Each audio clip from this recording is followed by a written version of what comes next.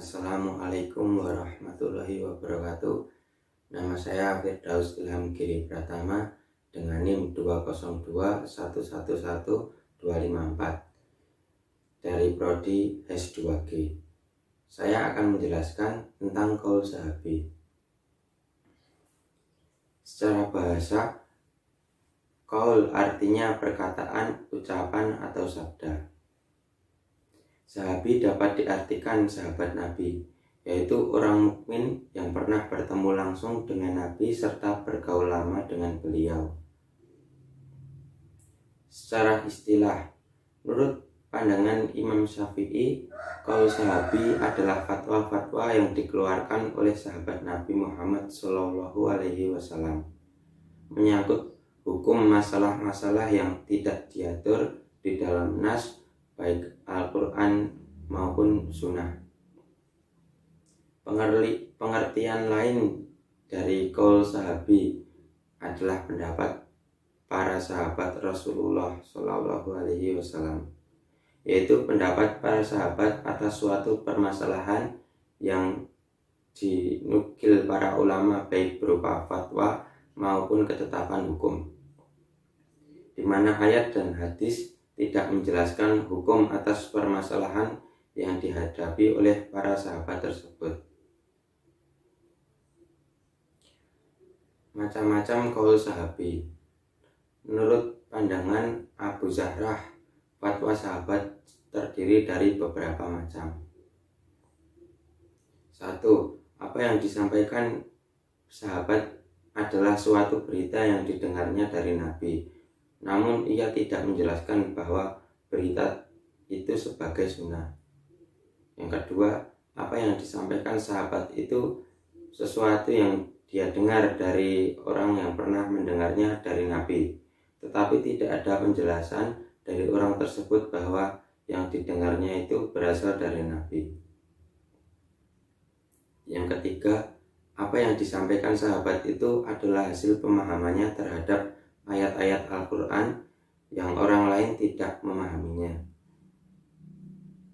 Selanjutnya, apa yang disampaikan sahabat itu sesuatu yang sudah disepakati oleh lingkungannya, namun yang menyampaikannya hanya sahabat tersebut seorang diri.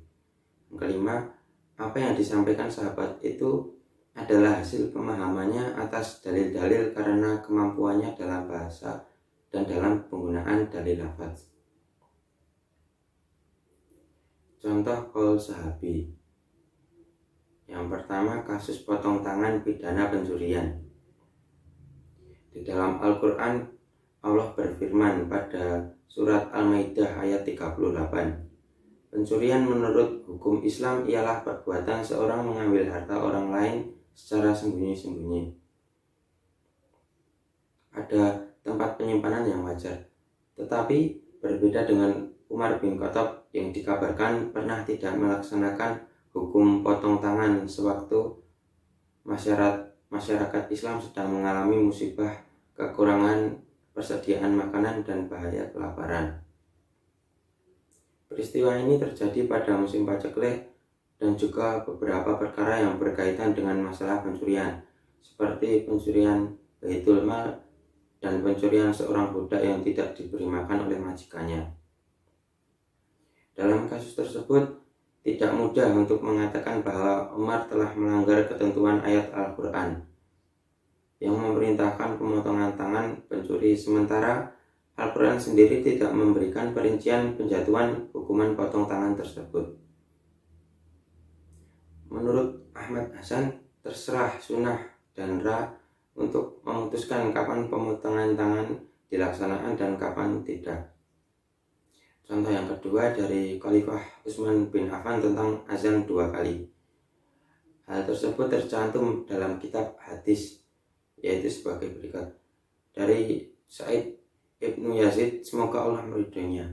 Ia berkata, adalah azan pada hari Jumat yang pertama berlangsung ketika imam telah duduk di atas mimbar. Pada masa Nabi SAW, Abu Bakar dan Umar bin Khattab radhiyallahu anhu, maka tatkala zaman Utsman bin Affan di mana orang-orang semakin banyak maka beliau menambahkan panggilan azan ketiga di Zaura. Dan Abu Abdillah mengatakan bahwa Zaura itu suatu tempat di pasar Madinah. Tambahan panggilan azan yang ketiga maksudnya menambah satu lagi panggilan, karena pada prakteknya pada masa Rasulullah SAW sudah ada dua panggilan, yaitu azan dan iqomah. Ketika hendak menunaikan salat Jumat, iqomah pun disebut nida yang berarti panggilan. Dengan demikian, penambahan azan pada Utsman bin Affan bukanlah azan ketiga, melainkan azan kedua. Kedudukan qaul sahabi. Mengenai pendapat orang-orang yang sesudah sahabat dapat diperincikan sebagai berikut.